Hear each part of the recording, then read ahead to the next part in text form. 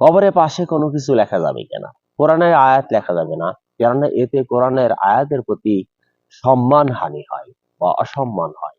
অনুরূপভাবে দোয়া দরুদও কিছু লেখা যাবে না, কিন্তু নাম ঠিকানা লেখা যাবে।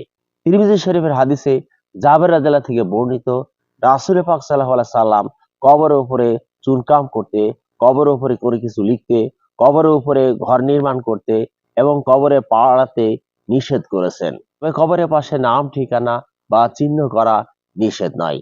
রাসূল পাক সাল্লাল্লাহু আলাইহি সাল্লামের দুধ ভাই হযরত উসমান বিন মাযউন রাদিয়াল্লাহু তাআলা আনহু ইন্তিকাল করলে তিনি এক ব্যক্তিকে একটা পাথর আনতে নির্দেশ করেন। সে পাথর আনতে সক্ষম হলো না।